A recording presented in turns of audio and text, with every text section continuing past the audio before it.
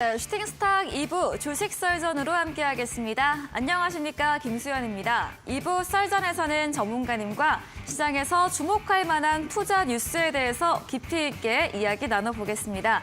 이어서 여러분들의 종목 고민 해결해드리는 종목 상담 시간 기다리고 있고요. 전략주 AS와 오늘의 새로운 추천주도 마련돼 있습니다. 종목 상담 누구나 쉽게 참여하실 수 있습니다. 문자 샵 3772번으로 오늘 함께하실 전문가 상한 김용덕 적어서 보내시면 입장 가능한 채팅방 링크 보내드리고요.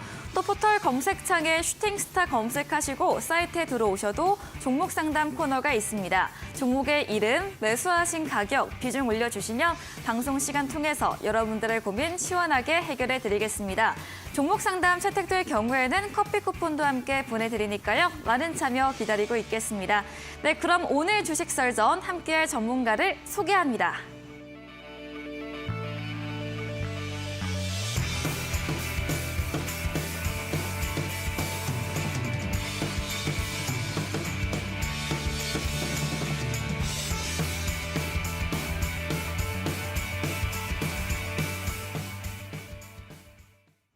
네, 화요일 주식 썰전 상한 김용덕 전문가님과 함께합니다. 전문가님 어서 오세요. 네, 반갑습니다. 네, 반갑습니다. 네. 네, 그럼 오늘 썰전 주제부터 화면 통해서 확인해 보겠습니다.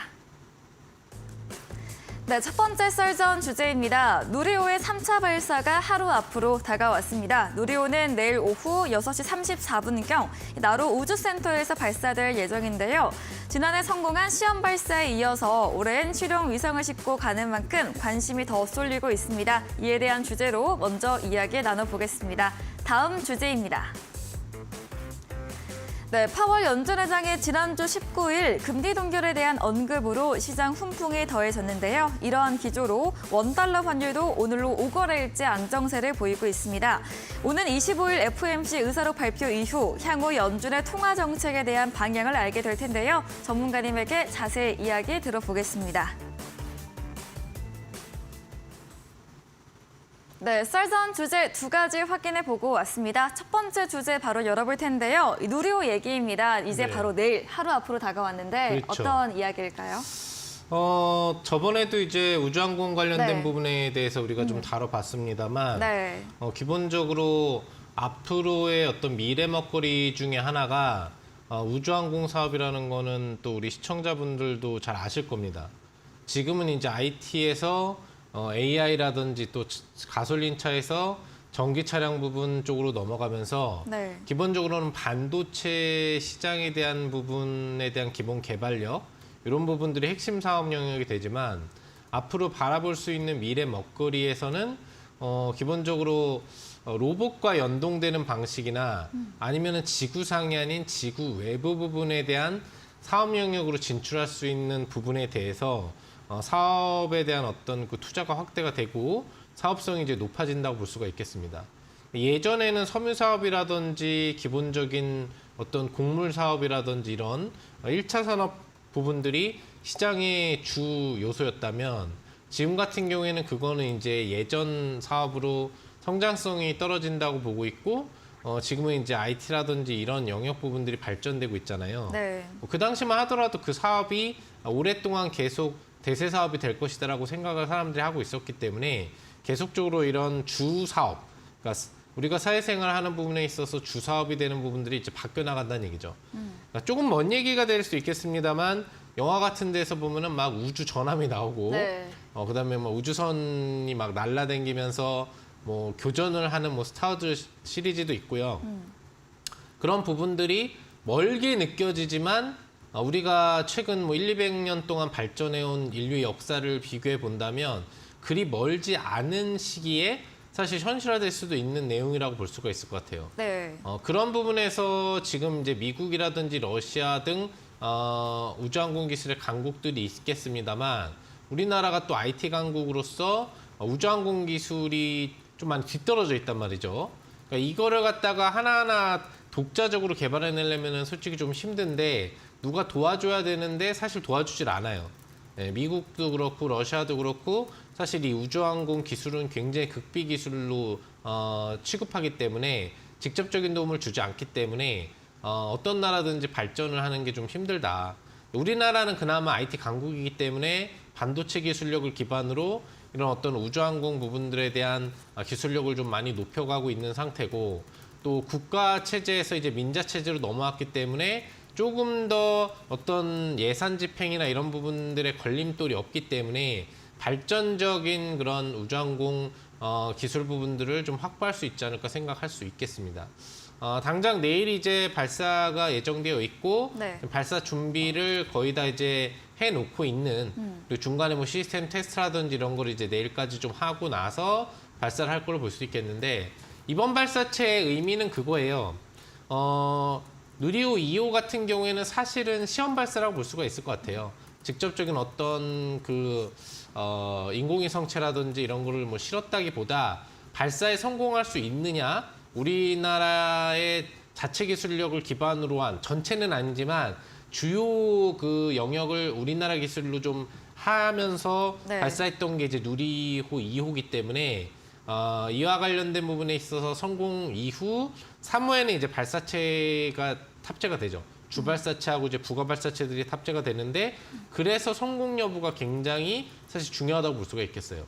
발사체가 성공하냐 안 하느냐에 따라서 그게 이제 뭐 인공위성처럼 떠다니면서 뭔가 도움을 주냐 안 주냐 뭐 이런 영역이 또 달려있기 때문에 이번 3차 발사는 상당히 좀 중요하다. 네. 누리호 3차 발사는 중요하다고 볼 수 있겠고, 다만 아쉬운 건 뭐냐면은 예전에는 이제 이런 발사체에 대한 발사가 있으면 관측이라든지 이런 부분들이 좀 가능했던 경우들이 많이 있어요. 네. 나로도 그렇고 역사적인 순간이기 때문에 시청자들이라 이런 사람들이 이제 그 발사체 올라가는 걸 좀 구경할 수 있는 그런 걸 이제 원하는 그런 부분들이 있어서 이런 걸 좀 허용해주는 분위기였는데, 이번에는 아무래도 굉장히 좀 중요한 요소가 있고 또 돈도 좀 많이 들었지 않았나라고 좀 생각을 하기 때문에 그 제한 구역들을 많이 뒀어요. 네. 그러니까 육상 쪽에도 몇십 킬로 이상의 제한 구역, 그다음에 해상 쪽에도 그 발사 지역에서 몇십 킬로 이상 배라든지 이런 게 못 오게 해놓고, 공에도 이제 아무것도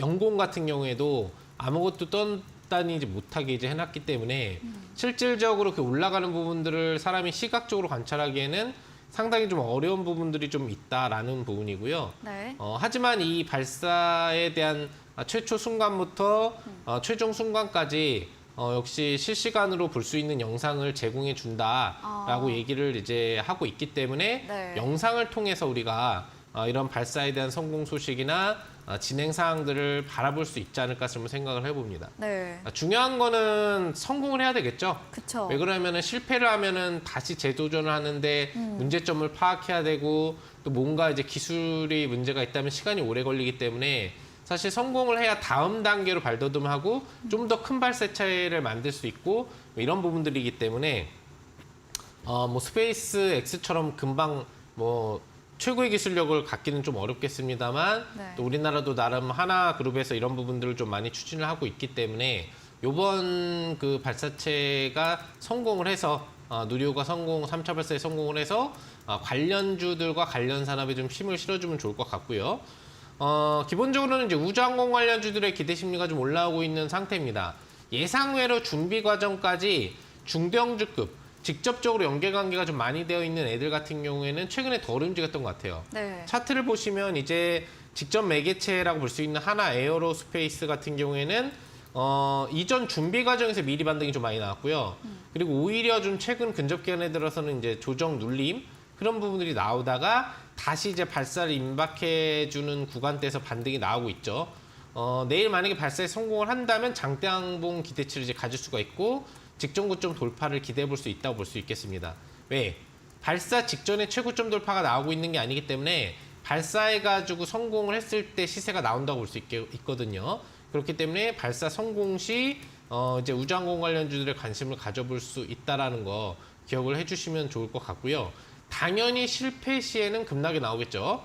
이 상승폭, 1월부터 올라왔던 상승폭이 다 반납될 수도 있기 때문에 그런 부분에서는 좀 주의가 필요하다는 거고, 그다음에 두 번째는 한국항공우주가 또 연계적으로 직접적으로 좀 중대형주급으로 관련주라고 볼 수 있는데 이 종목도 역시 4월까지 반등이 나오다가 좀 눌러주다가 지금 재반등이 시도 중이에요. 그러니까 최고점 돌파가 나오고 있는 구간이 아니기 때문에 내일로 다가온 시점에서 얘도 역시 발사 성공 소식이 알려지게 된다면 네. 주가의 어떤 급등과 함께 6만 원 돌파도 기대를 해볼 수 있지 않을까 생각을 합니다. 다만 이제 중소형주에서 가장 우리가 거의 뭐 한 10년, 20년 전부터라고 볼 수가 있을 것 같네요. 2000년도 뭐 중반부, 후반부부터 사실 개인 투자자가 우주항공에서 뭐 발사한다라고 하면 움직였던 게 이제 한양 디지텍. 이건 투자 경력이 오래 되신 분들이 아는 종목일 텐데 네. 예전에 작전주로도 불리고 막 한 200~300%, 400~500%도 막 올라가고 막 이랬던 스타일이거든요. 그래서 한양 디지텍이 그 이전에 안 움직이다가 최근에 좀 많이 올랐어요. 그러니까 이제 누가 개입을 한 거죠, 지금. 요런 애들 같은 경우에는 이제 올랐기 때문에 직접적으로 성공 소식이 알려질 때 차익 매물이 나올 수 있다는 거죠. 네. 그래서 올라가 있는 우주항공 관련주는 좀 주의가 필요하다는 얘기고 지금 신고가 돌파가 나오지 않은 우주항공 관련주는 좀 성공 소식이 나왔을 때는 기대를 해볼 만하다. 다만 이제 혹시라도 뭐 발사가 실패해서 폭발을 해버린다거나 네. 아니면은 적정궤도 도달을 못 해버린다거나 뭔가 실패 소식이 들린다면 뭐 매한가지 주가가 떨어지는 거는 마찬가지이기 때문에 지금 유지하고 계신 분들이 앞으로 어떻게 대응할지 여부가 좀 중요하지 않을까 생각을 해보고 네. 신규 매매를 하는 관점 같은 경우에는 조금 단타 관점으로 소량 정도만 접근하는 방식, 성공하는 것을 기준으로 했을 때 네. 그런 방식을 좀 보시면 될 것 같아요. 발사 시간이 좀 애매해가지고 사실 뭐 장중기조의 흐름을 기대하기는 좀 어려운 네. 부분들이 있는 것 같고요. 장 끝나고 나서에 대한 시간으로 이제 알고 있기 때문에 네. 시간의 매매에 좀 연동을 하면서 갭상승 출발을 하거나 갭하락 출발하는 패턴이 될 것 같아요. 좀 위험성이 많이 있다라는 점은 여러분들이 생각을 해주셔야 되지 않을까 그렇게 네. 판단합니다. 네, 우주항공 부분, 미래 산업 부분 전망에 있어서는 좀 아무도 부인할 수는 없을 것 같습니다. 누리호 3차 발사 내일 오후 6시 34분경 예정되어 있는데요. 6회공 제한 구역을 둬서 실제 발사 장면은 확인이 불가한다고 합니다. 다만 영상으로는 가능하고요.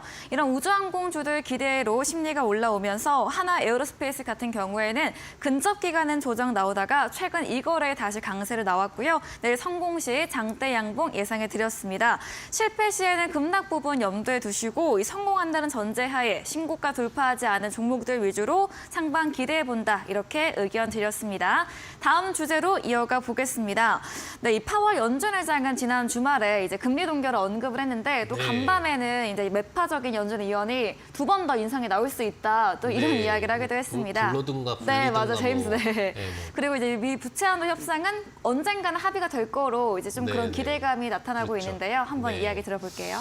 뭐 기본적으로는 네. 이제 여태까지 금리를 계속적으로 좀 올려오던 게 네. 그 파월 의장이고 불과 직전까지만 해도 보수적인 매파적 성향을 좀 많이 보였다고 볼 수가 있겠습니다. 네. 금리는 앞으로도 필요하면 지속적으로 올릴 수 있고 네. 동결을 지금 논할 때가 아니다라는 멘트를 사실 마지막 그 베이비 스텝 금리 인상 때도 좀 얘기를 해줬던 게 파월 그 의장이라고 볼 수 있는데요. 네. 바로 며칠 전에 이제 버냉키 전 그 의장하고 같이 또 만남을 좀 포럼식 그냥 뭐 대화 만담식으로 좀 갖는 장소에서 뜻밖의 이제 얘기를 해주면서 시장이 기대감을 좀 갖게 만들었어요. 네. 금리 인상을 더 이상 할 필요는 없을 것 같다. 현재 금리는 우리가 예상한 수준으로 충분히 올렸다고 판단한다. 앞으로는 좀 더 지켜보면서 방향성을 잡아볼 필요가 있겠다라는 얘기를 갑자기 좀 해주게 됩니다. 네. 매파에서 비둘기파로 확 선회를 해버린 거예요. 이런 기대 소식에 사실 미증시의 반등도 좀 강하게 연동돼서 나왔던 흐름들이 있고요. 근데 왜 이 얘기를 이제 해줬느냐라는 부분들을 좀 생각을 해볼 수 있겠는데 네. 아무래도 지금 미국이 좀 분위기가 좋지 않죠. 네. 예, 지금 하원 의장하고 그리고 또 G7 정상회담 이후에 추가 일정을 취소하고 돌아온 바이든 대통령이 직접 만남을 가졌는데도 불구하고 네. 사실 이 부채 협상안에 대해서 합의에 도달하기가 상당히 좀 어려운 구간대로 가고 있기 때문에 뭐 자세한 이제 관련 내용은 저번 주에 우리가 다뤄봤습니다만 아무래도 이런 분위기에서 파월이 시장에 대해서 불안정을 또 유도할 수 있는 멘트를 쳐준다라고 한다면 그것만큼 증시에 불안정한 요소가 될 수 있는 건 없을 것 같아요. 그렇죠. 제가 보기에는 미국 내부적인 부분으로도 전체적인 백악관 측에서도 일단 금리를 사실 6월에 또 올릴지 안 올릴지는 모르거든요. 네. 그때 가봐야 알 수 있고 파월이 워낙 말 바꾸기를 또 잘하는 스타일이고 잘 빠져나가는 뱀 네. 같은 또 인사기 때문에 네. 또 갑자기 불현듯 말을 바꿔가지고 금리를 일반 스텝을 인상을 할 수도 있어요. 네. 지금 분위기가 좀 미국이 흉흉하고 이번 주에 부채 협상이 타결되지 않으면 네. 사실상 의회 처리도 불가능하고 그쵸. 디폴트에 빠질 확률이 이제 상당히 높은 시점으로 가고 있다 보니까 뭔가 경기 안정화에 대한 기대 심리를 조금이라도 투자자들이 갖추게 하기 위해서 금리 동결에 대한 그 의미를 좀 시사한 게 아닌가 생각합니다. 그래서 부채 협상이 타결이 되게 됐을 이후에 또 기본적인 파월 의장이 또 어떤 얘기를 해주는지도 중요할 것 같고요. 네. 그리고 파월 의장이 이런 비둘기파적인 의견을 얘기를 해줬습니다만 앞서 이야기했다시피 연준 의원 중에 강력 매파 성향을 갖고 있는 의원은 네. 금리를 이제 더 올려야 된다. 못해도 뭐 5.7 정도까지 올려야 된다. 뭐 이런 얘기를 또 추가적으로 이제 해주고 있는 부분들이 있다고 해요. 그래서 금리를 최소 2번 이상 뭐 더 올려야 된다라든지 뭐 이런 얘기들을 좀 해주고 있는 인사도 있지만 전방위적으로 지금 그 파월 의장이 동결 분위기를 얘기해주고 나서 연준의 대부분 의원들의 의견들은 파월하고 비슷하다고 합니다. 그래서 매파적 성향을 갖고 있는 의원들 역시도 동결에 대해서 가능성이 있다라고 좀 언급을 해주고 있는 분위기이기 때문에 6월에 동결로는 나름대로 좀 힘을 얻을 수 있는 그런 분위기라고 볼 수는 있을 것 같고요. 근데 중요한 거는 파월 의장이 그렇게 얘기를 했다고 하더라도 5월에 그 관련된 그 의사록이죠.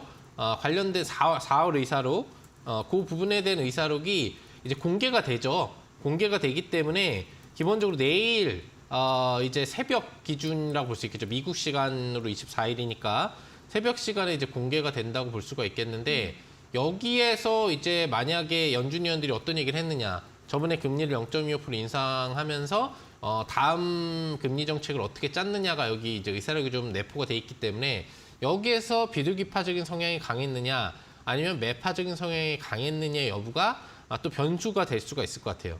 그러니까 말로는 파월이 비둘기파적인 발언을 최근에 해놨지만 실질적으로는 매파적인 성향을 아직까지 갖고 있는 발언을 결과적으로는 했을 확률이 있다라고 한다면 또 한 번 시장은 약간 부담감을 느낄 수 있는 그런 부분들이 될 수가 있겠고요.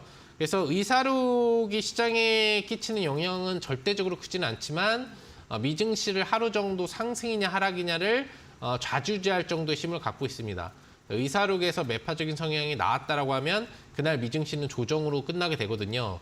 또는 비둘기파적이라고 한다면은 상승력이 강하게 오히려 좀 나올 수 있는 분위기도 형성될 수가 있겠지만 부채 협상 부담감 때문에 사실 이번 주는 시장이 크게 오르지는 어차피 못하는 분위기일 거기 때문에 좀 의사록이 긍정적으로 나와 있다고 하더라도 큰 반등을 기대하기는 좀 어차피 어렵다. 그렇게 볼 수 있을 것 같아요. 네. 그래서 전체적으로 지금 이 관련된 의사록과 관련돼서는 까놓고 봐야 되는 분위기일 수는 있겠지만 기본적으로 강경적인 얘기가 나와 있지는 않을 거라고 보고 있어요. 베이비 스텝을 좀 거쳐 가다가 동결하는 분위기 쪽에 대한 분위기고 다만 부담이 되는 것은 올해 말까지 기본적으로 금리 인하는 없다라는 것을 사실 그때 금리 인상 이후의 연설에서도 직접적으로 밝혔던 게 파월 의장이기 때문에 네. 의사록에 직접적으로 이번 연도에 금리 인하를 고려한다는 내용이 있을 리 만무하고요. 그리고 추가적으로 금리 인상도 좀 고려하고 있다는 내용이 일부 들어갈 수 있다고 볼 수 있겠습니다.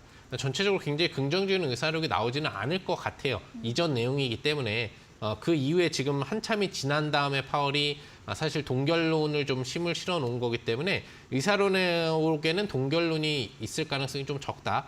그래서 시장에 끼치는 영향은 상승보다는 조정 쪽에 대한 내용이 조금 더 있지 않겠느냐라고 생각을 해볼 수 있겠고요. 이런 이제 의사록의 내용보다 제일 중요한 거는 미국의 지금 운명을 결정질 부채 협상입니다. 저번 주에 다뤘기 때문에 또 다루기가 그래서 제가 의사록으로 주제를 가지고 온 건데 사실은 원래는 추가 진행된 사항에 대한 부채 협상 관련된 내용을 다뤄야 좀 더 정석적이었다라고 볼 수가 있을 것 같네요. 네. 어쨌거나 관련된 부분에 대해서는 뭐 이 방송이 끝나고 진행되는 또 무료 방송에서 추가적으로 부채 협상과 관련된 내용을 얘기해 드릴 수 있을 테니까요. 오늘 썰전 주제는 이렇게 마무리해 보도록 하겠습니다. 네, 미국 부채 한도 협상을 앞두고 이 8월의 시장 달래기적 발언, 이런 금리 동결 의미 시사한 부분 짚어드렸습니다. 다만 연준 의원들 전반 분위기는 동결에 더 무게를 두고 있다고 하고요. 공개된 FOMC 의사록이 절대적이진 않지만 그날 장에서는 영향을 줄 것으로 보고 있습니다. 미 부채 한도 협상이 남아있는 한 시장의 큰 반등은 어렵다고 이야기해 주셨습니다. 강의 진행해 주신 상한 김용덕 전문가님에게 방송 이후에도 더 자세한 전략, 시장에 대한 정보 뉴스를 듣고 싶으시면 문자 샵 3772번으로 상한 김용덕 적어서 보내시면 입장 가능한 채팅방 링크 보내드리고요. 화면 하단 QR코드를 통해서도 휴대폰 카메라 대주시면 입장 가능합니다. 네, 오늘도 방송 이후입니다. 9시부터 상한 김용덕 전문가님께서 방송에 이어서 무료 온라인 공개 방송도 준비 중에 계십니다. 공개 방송에서 어떤 주제로 이야기해 주실까요? 네, 앞서서 이야기해드린 이제 부채 협상과 관련된 내용들, 추가 진행된 내용들에 대해서 얘기해보면서 우리가 협상이 이번 주에 타결될 수 있을 것인지 아니면 없을 것인지에 대한 예측을 좀 해보도록 하겠고요. 연동돼서 시장이 이제 급락 아니면은 뭐 급등이 또 나올 수 있는 그런 분위기겠죠. 이런 분위기가 관련된 시장의 예상 차트 한번 그려보도록 하겠습니다. 또한 여러분들 시장이 어렵다고 해도 사실 올라가는 종목들은 다 지금 올라가고 있거든요. 수익 낼 수 있는 기회들은 지금도 많이 펼쳐져 있습니다. 장세가 어떻다고 악재가 있다고 종목들이 안 올라가는 건 아니니까요. 시장이 어떻게 되건 간에 수익 낼 수 있는 방법, 절대 승률 매매법을 할 수 있는 방법에 대해서 여러분들 설명해 드릴 테니까요. 꼭 참석하셔서 승리할 수 있는 투자자 되시면 좋을 것 같습니다. 네, 미 부채 한도 협상 관련해서 추가된 내용들 짚어드린다고 하고요. 시장 향후 전망까지도 예상해 주신다고 합니다. 포털 검색창에 슈팅스타 검색하시고 사이트에 들어오시면 첫 화면에 상한 김용덕 전문가님 프로필 바로 아래 방송 입장 가능한 버튼이 있습니다. 9시부터 클릭하시고 참여해 보시면 되겠습니다. 그리고 저희가 준비한 이벤트도 있죠. 마지막 코너 도전 상한가에서 전략주에 대한 힌트를 알려드립니다. 힌트 듣고 정답 아시는 분들도 9시 무료 온라인 공개 방송에 들어오셔서 채팅창에 정답을 남겨주시면 커피 쿠폰 함께 보내드리겠습니다. 오늘 썰전 주제 정리해보고 돌아오겠습니다.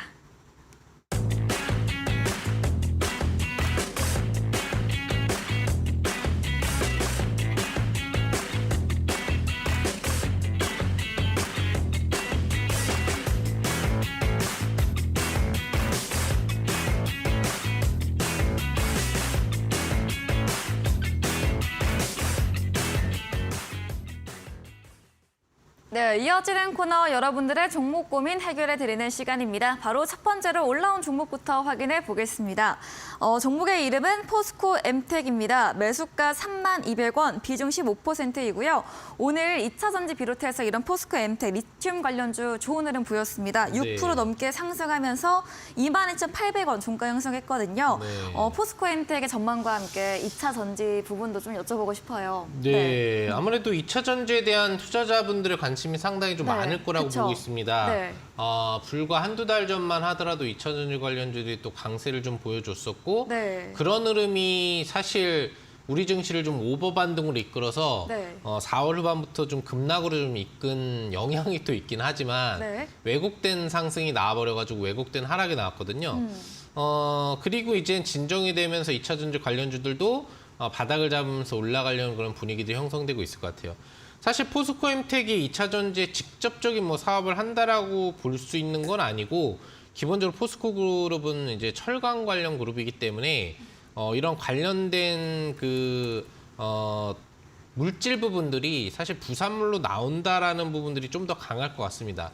그래서 연동돼가지고 2차 전지 관련주로 분류되는 요소들이 좀 더 많다고 볼 수 있겠고요. 어쨌거나 주가의 상승력은 상당히 좀 강하게 3, 4월에 나왔던 흐름이고 현재 기간 가격 조정을 거친 뒤에 중기 평선인 62평선 지지 구간대를 좀 밟아주면서 분기선 지지를 이제 밟고 다시 반등이 나오고 있는 중입니다. 오늘 기술적으로 중요한 구간대 돌파가 나왔거든요. 22평선에 대한 돌파가 오늘 안착이 되게 되는 흐름 차트가 나왔는데 1개월 평균선에 대한 돌파가 나온다면 추세는 다시 정별로 좀 돌아섰다고 볼 수가 있을 것 같고요.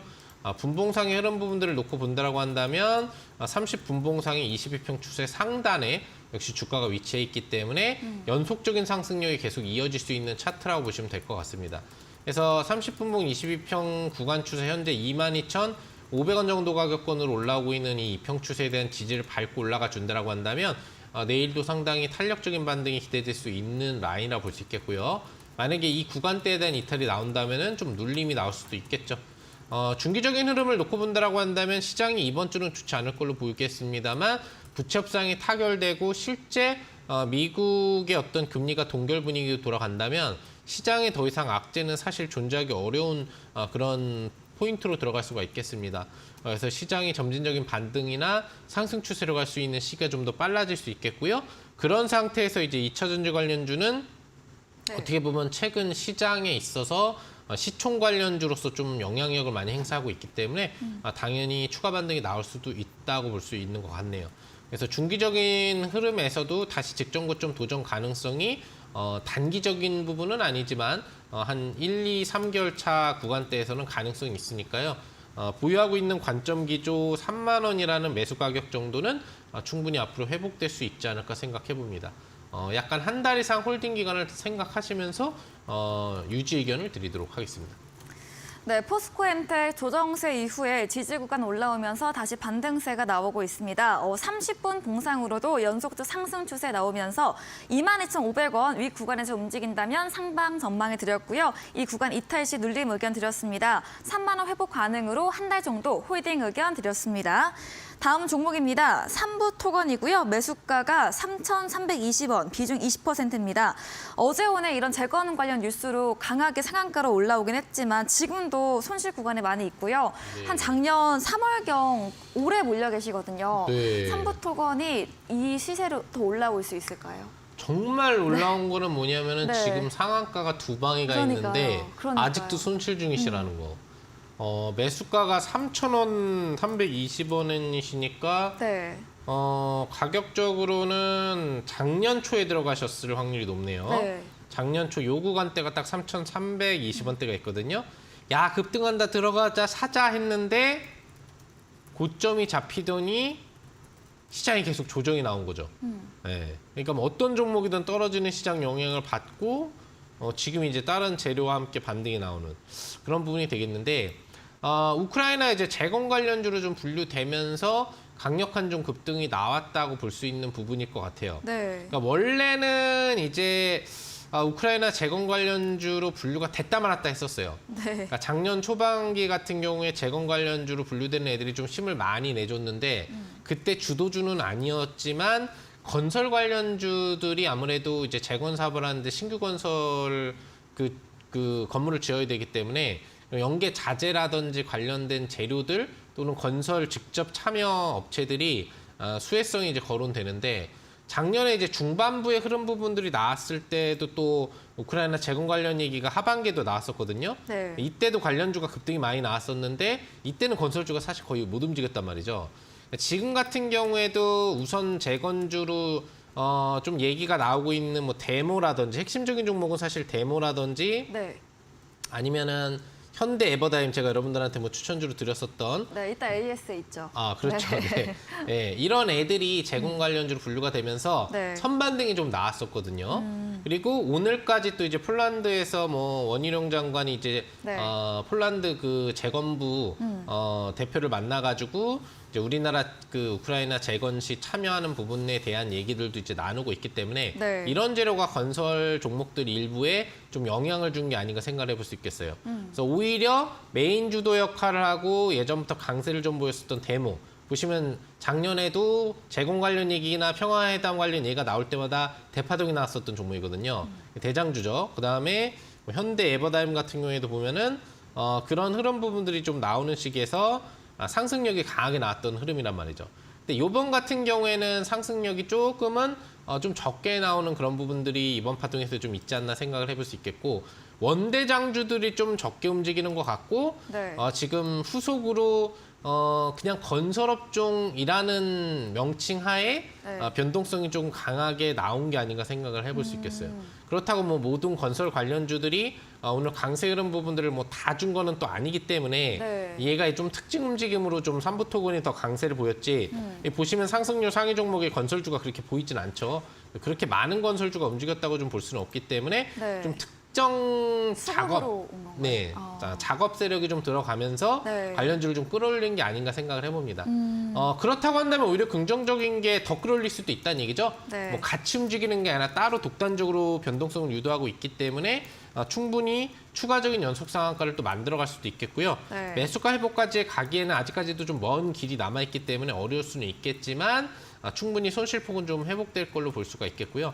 최종적으로 매수가 회복이 되지 않더라도 지금 1년을 기다린 조정을 회복해주고 있는 거거든요. 네. 그러니까 이번 파동에서는 반드시 빠져나오라는 전략을 좀 들여보고 싶고요. 네. 고점이 잡히면 급락이 나올 거기 때문에 그래서 상승력으로는 지금 일봉상으로 5일선이 저 밑에 있잖아요. 이걸 바라보기엔 좀 그렇고 30분 봉상의 21평 추세가 여기 보이실 거예요. 그러니까 정말 강하게 올라가는 이런 연속 상한가 종목들이나 연속량봉 급등 종목들은 30분 봉 21평 추세를 반드시 지키면서 올라갑니다.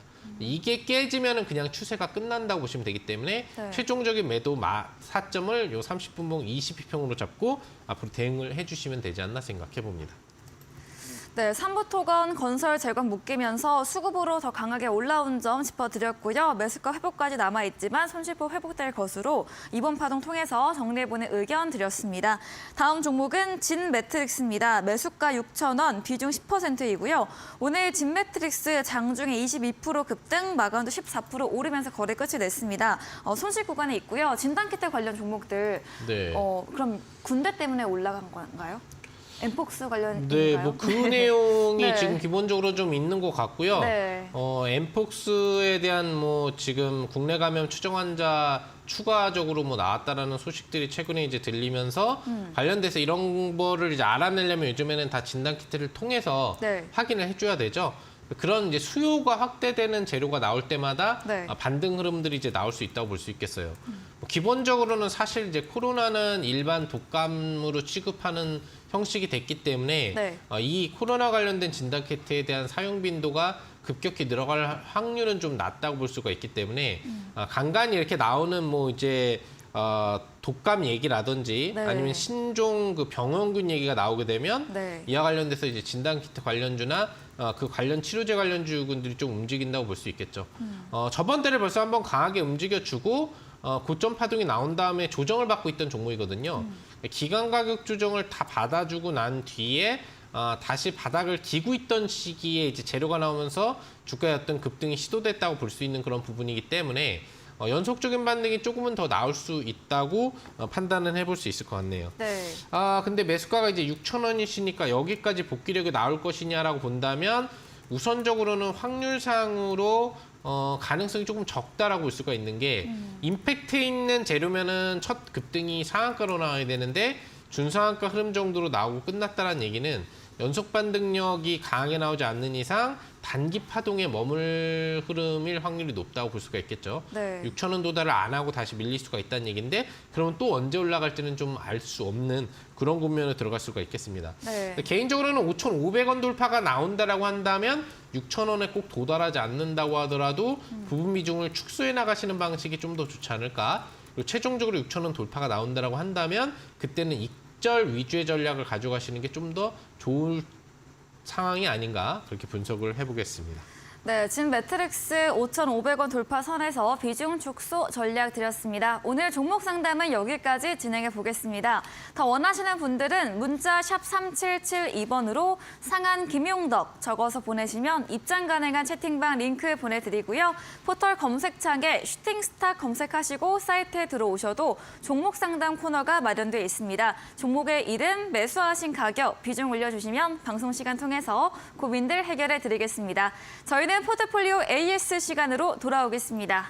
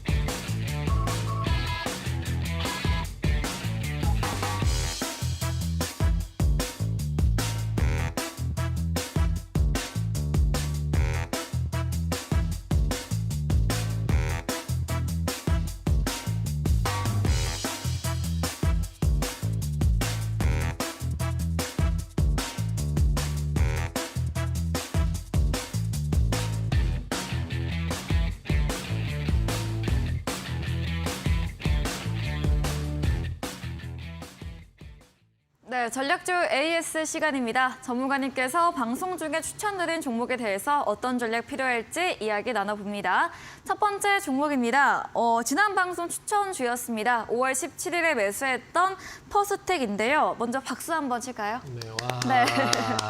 네, 한 주 만에 수익률 28% 달성됐습니다. 퍼스트 다음 클래스 날 종목입니다. 네, 28% 와. 급등을 보였는데 네. 한번 그냥 말 필요 없이 이야기 들어보겠습니다. 네, 네. 뭐 이제 말 그대로 우리가 비행기 표 얘기를 하면서 좀 힌트를 드렸었던 종목에 맞아요. 해당을 퍼스트 하는데 클래스와 택. 진짜 그 1등급 종목으로 좀 거듭나면서 네. 주가가 급등이 나오지 않았나 생각합니다. 네. 뭐 공략 시점 기준에서는 또 갭상승이 나면서 조금 부담스러웠을 수는 있어요. 제가 뭐 좀 내려왔다 가지 않겠느냐 지칠회담에 대한 기대치나 이걸 얘기 드렸는데 네. 바로 그냥 갭상승을 해버리더라고요. 또 이데일리 시청자분들이 제가 좀 추천을 하니까 공격적으로 샀나 이런 생각도 좀 들기도 했었는데 네, 그렇게 많은 분들이. 네.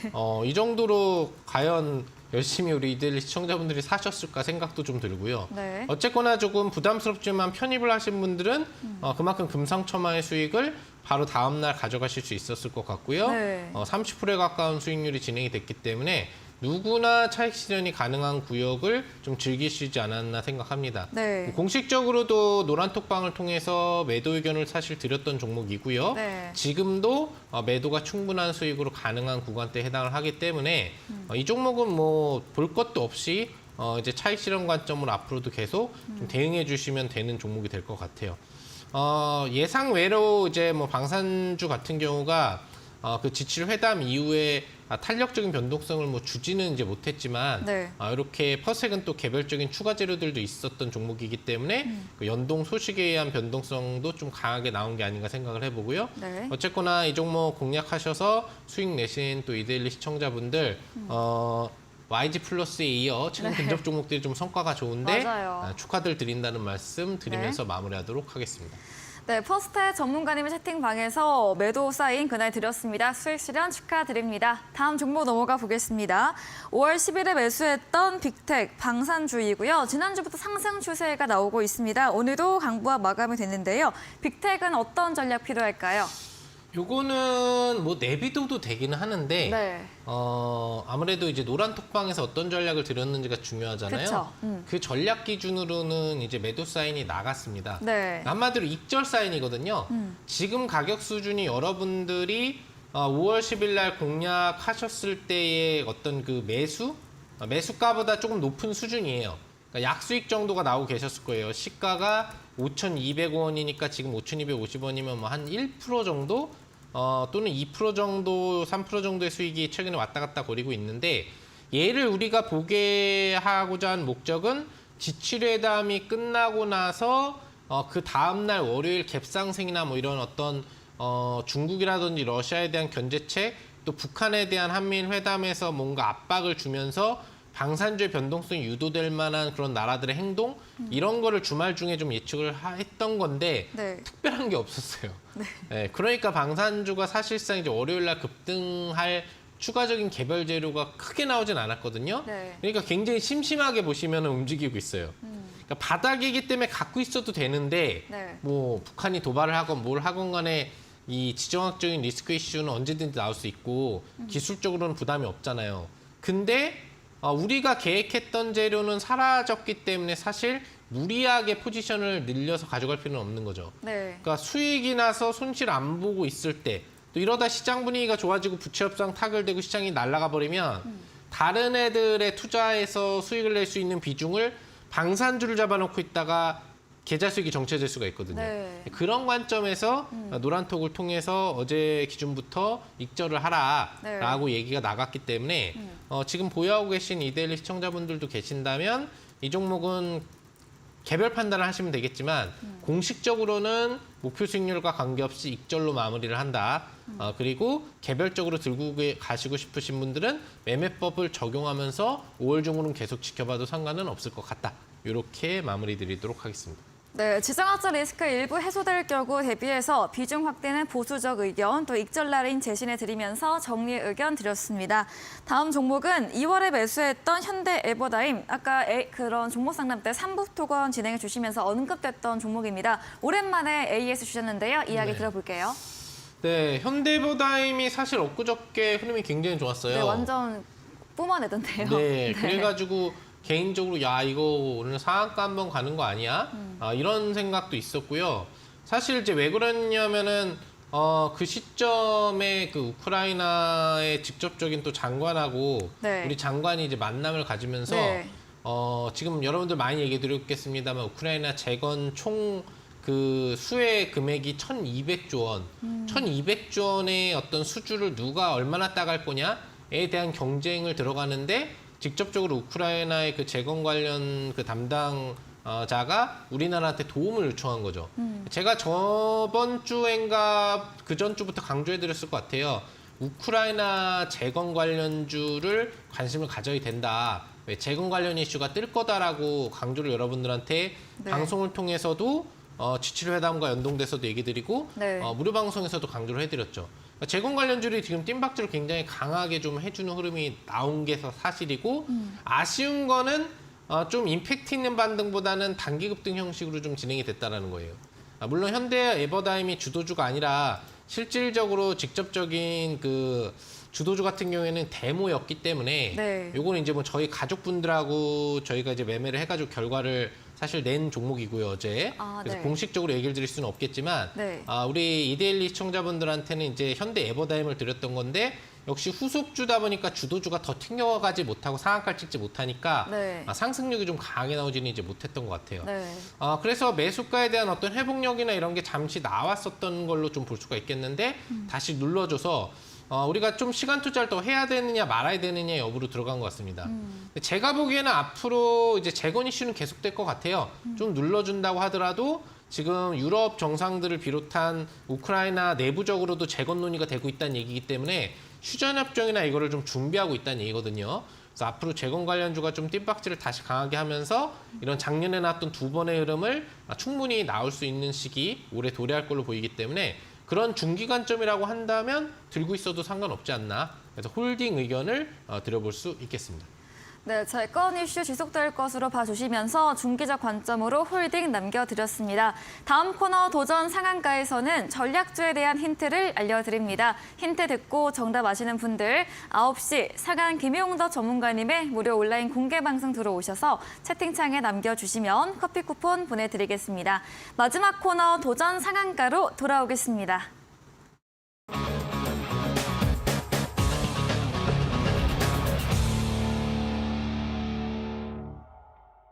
네, 도전 상한가 시간입니다. 이번 주 새로운 추천주에 대한 힌트 바로 들어보겠습니다.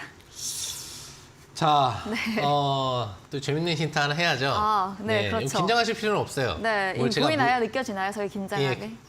그렇죠. 지금 좀 긴장하고 또 손을 막 이렇게 네, 경직됐어요, 좀 모으고 지금. 계셔가지고 네. 미리 알려드리는 거고요. 네. 자, 우리가 지금 관련돼서 그 금리 인상 부분들을 지금 진행하고 있죠, 미국에서. 네. 여기에서 계속적으로 금리가 지금 낮아지면서 동결 얘기까지 나왔어요. 그렇죠. 예. 근데 베이비 스텝 정도만 나올 때도 네. 그렇게 기분이 썩 나쁘진 않았죠. 네. 예, 빅스텝에서 베이비 스텝으로 낮아졌으니까. 네. 근데 빅스텝일 때는 조금 부담감이 있었죠. 네. 네. 그럼 그거 말고 네. 또 하나 더 큰 이제 0.75를 올리는 그런 금리를 전략을 뭐라 그러죠? 자이언트 스텝. 무서웠죠. 네? 그때 네, 무서웠잖아요. 무서웠어요. 그것도 네. 3연속. 그쵸. 3연속으로 자이언트 스텝을 했죠. 네. 그땐 거의 뭐 이제 미국이 전 세계를 망하게 하려나 보다. 그쵸, 이런 다들 생각을 드시는 원망을, 네. 분들이 많았을 거예요. 그쵸.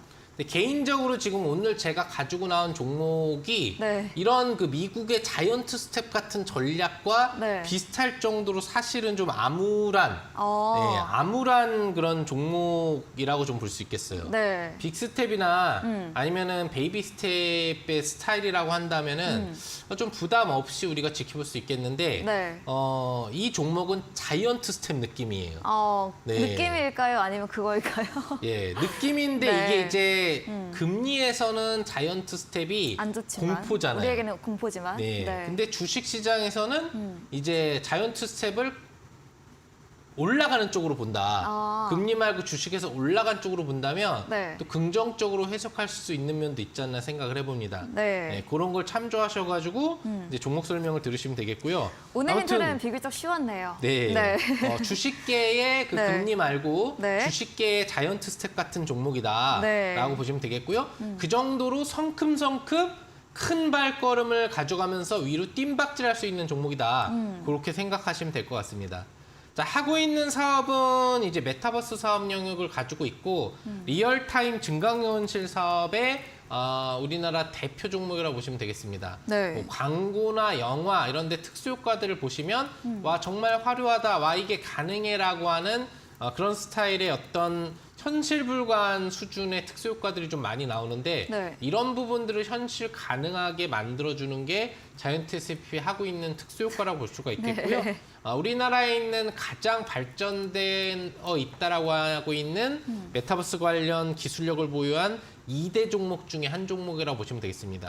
기본적으로 큰 투자 업체에 투자도 많이 들어가 있고요. 또 이 종목과 또 한 종목 같은 경우에는 연예인들도 투자를 굉장히 좀 많이 하고 있는 그런 스타일의 종목이라는 걸 알 수 있겠고요. 네. 두 번째는 앞으로 AI라든지 메타버스 영역의 업황입니다. 기본적으로 시장이 올라가는 흐름에 대한 어떤 부분을 놓고 보지 않더라도 앞으로 AI가 발전될 거라는 거, 메타버스 영역이 발전돼서 메타버스 세상도 펼쳐질 거고요. 여러분들이 실제 그런 증강현실 속에서 게임도 할 수 있을 거고 실제 실생활에서 광고들을 메타버스 영역으로 바라볼 수 있는 시점도 멀지 않았다고 볼 수가 있거든요. 네. 그런 부분들에 다 도움을 줄 수 있는 게 바로 이 종목이기 때문에 이런 업황의 성장성에 대한 기대치를 좀 바라볼 수 있겠고요. 네. 마지막으로는 차트인데 차트를 보시면 아시겠지만 올해 주구장창 내려오기만 했습니다. 사실 올라간 적이 없죠. 그리고 주봉상으로 봤을 때도 예전에 주가가 8만 원까지 갔던 종목인데 작년부터 지금까지 한 번도 올라간 적이 없어요. 그리고 지금 쓰리바닥입니다. 작년 10월 바닥, 12월 바닥, 그리고 현재가 딱 쓰리바닥을 터치를 했기 때문에 보통 쓰리바닥을 터치하면은 웬만하면 반등이 나온다라는 얘기가 있어요. 기술적으로 저점이 충분히 확인됐다고 볼 수가 있겠고요. 네. 여러분들이 공량, 손만 얹어주시면 이제부터는 자이언트 스텝으로 팡팡팡 좀 뛰어 올라갈 수 있는 종목이 되지 않을까. 그 정도로 강력한 상승이 나올 수 있지 않을까 생각해 봅니다. 자세한 목표 주가 및 종목명 그리고 손절가는 이 방송 끝나고 진행하는 무료 방송에서 알려드리도록 하겠습니다. 네, 메타버스 관련 종목입니다. 메타버스 AI 업종 강화 성장성과 함께 기술적으로도 바닥 확인 후 반등 예상해 드렸습니다. 전략주에 대한 자세한 대응 방법을 원하신다면 문자샵 3772번으로 상한 김용덕 적어서 보내시면 입장 가능한 채팅방 링크 보내드립니다. 10분 후 9시부터 상한 김용덕 전문가님의 무료 온라인 공개 방송도 예정돼 있습니다. 참여하셔서 좋은 정보, 종목들 많이 얻어가 보시기 바랍니다. 네, 오늘 저희가 준비한 내용은 여기까지입니다. 본 방송에서 제공해드린 정보는 투자 판단에 대한 조언일 뿐이라는 점 참고해 주시기 바랍니다. 오늘도 끝까지 함께해 주신 여러분 진심으로 감사합니다.